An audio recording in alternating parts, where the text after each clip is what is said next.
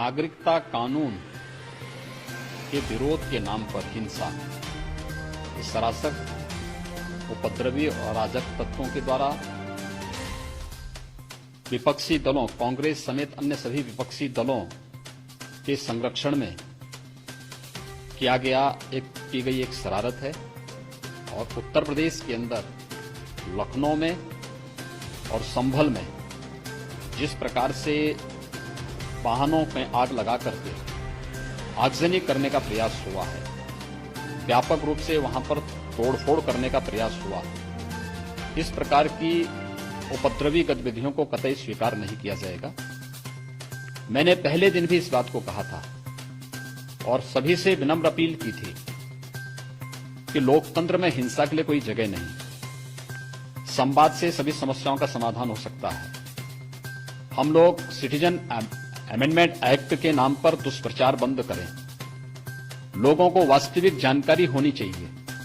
लेकिन राजनीति की रोटी सेकने वाली कांग्रेस, सपा और वामपंथी संगठनों ने जिस प्रकार से आज महाबंदी के नाम पर पूरे देश को आगजनी की चपेट में झोंकने का प्रयास किया है, यह अस्वीकार्य है। और उत्तर प्रदेश में इस प्रकार के तत्वों के साथ हम सख्ती से निपटेंगे। मैंने इसके बारे में अभी एक बड़ी बैठक बुलाई है और मैं इस चीज को स्वयं समीक्षा कर रहा हूं, मैं स्वयं देख रहा हूं और जो भी जिम्मेदार होगा उसकी जवाबदेही भी तय करेंगे।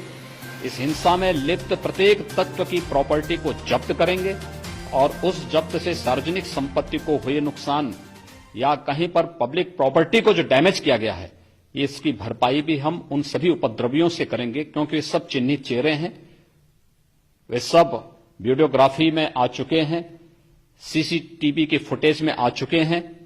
इन सब की प्रॉपर्टी को जब्त करके इनसे हम इसका बदला लेंगे और सख्ती से निपटने के लिए इसके बारे में मैंने कहा है। पूरे प्रदेश के अंदर धारा 144 लागू है, 8 नवंबर से निरंतर चल रही है।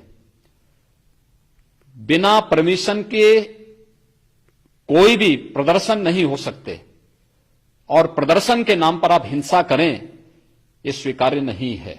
इस प्रकार की असामाजिक और अराजक गतिविधियों को कतई किसी भी स्थिति में बर्दाश्त नहीं किया जाएगा।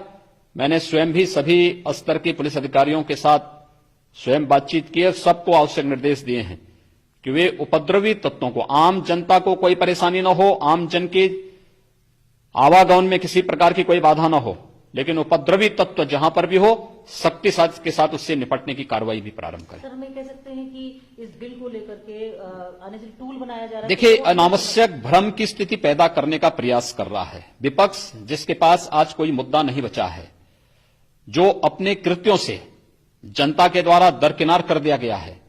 वह आज जिस प्रकार से नागरिकता कानून के नाम पर भ्रम की स्थिति पैदा करते हुए लोगों को गुमराह कर रहा है, ये जानते हुए कि नागरिकता कानून किसी जाति, किसी मत, किसी मजहब के खिलाफ नहीं, भारत के हर नागरिक को सुरक्षा की गारंटी देता है।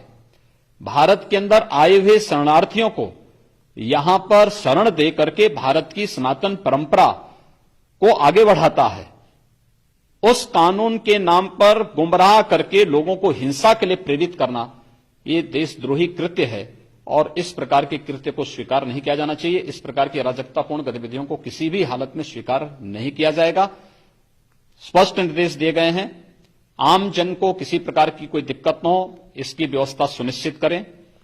इसके अलावा समीक्षा करें किस स्तर पर, कहां पर, कौन लोगों के कारण इस प्रकार की घटनाओं को अंजाम दिया गया है। खासतौर पर लखनऊ में और संभल में भी 2 सड़क परिवहन निगम की बसें जो सड़क के किनारे खड़ी थी, ज्ञापन देने के बाद जाने वाले उपद्रवी तत्वों ने उन पर आग लगाई है।